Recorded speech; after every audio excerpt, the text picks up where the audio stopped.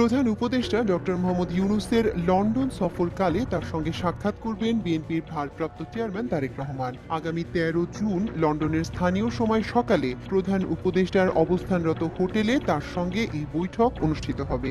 ৪ দিনের সরকারি সফরে আজ সোমবার যুক্তরাজ্যে যাচ্ছেন ডক্টর মোহাম্মদ ইউনূস। এ সময় তারেক রহমানের সাথে তার বৈঠক হয় কিনা তা নিয়ে রাজনৈতিক মহলে বেশ জল্পনা কল্পনা ছিল।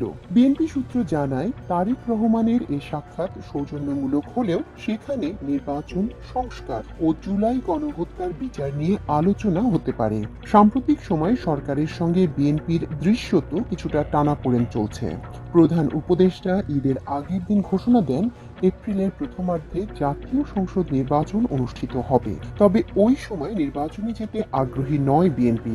তারা মনে করে সময়টি নির্বাচনের জন্য উপযুক্ত নয়, আবহাওয়া অনুকূলে থাকবে না, এইচএসসি পরীক্ষাও ওই সময়ই অনুষ্ঠিত হবে। বিএনপি বেশ কয়েক মাস ধরেই আগামী ডিসেম্বরে নির্বাচনের দাবি জানিয়ে আসছে। তবে সরকার মনে করে ওই সময়ের মধ্যে প্রত্যাশিত সংস্কার সম্ভব নয়, ফলে তারা নির্বাচনের জন্য আগামী এপ্রিলে সময় নির্ধারণ করেছে। বিএনপির ভারপ্রাপ্ত চেয়ারম্যান তারেক রহমান ২০০৮ সালের সেপ্টেম্বর থেকে চিকিৎসার জন্য লন্ডনে অবস্থান করছেন। সম্প্রতি তার স্ত্রী জোবাইদা রহমান দেশে এসে ঘুরে গেলেও গত ১৭ বছর তারেক দেশে আসেননি। এর মধ্যে তারেকের বিরুদ্ধে দায়ের করা সব মামলাই প্রত্যাহার করা হয়েছে বা তিনি খালাস পেয়েছেন।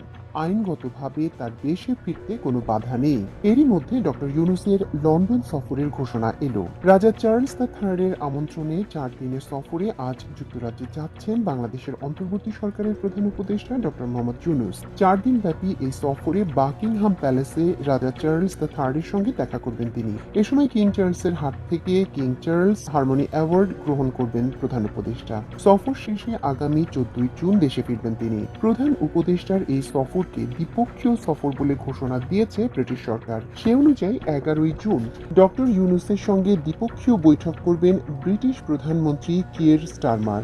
ডক্টর ইউনূসের সঙ্গে সফর সঙ্গী হিসেবে থাকবেন বাংলাদেশ ব্যাংকের governor doctor Ahsan H Mansur ও দুর্নীতি দমন কমিশন বা দুদকের চেয়ারম্যান ডক্টর আব্দুল মোমেন। এছাড়াও দুদেশের সম্পর্ককে নতুন করে পুনরুজ্জীবিত এবং অর্থনীতি, বাণিজ্য ও বিনিয়োগের ক্ষেত্রে আরও ঘনিষ্ঠ সহযোগিতা গড়ার লক্ষ্যে এই সফর অনুষ্ঠিত হবে।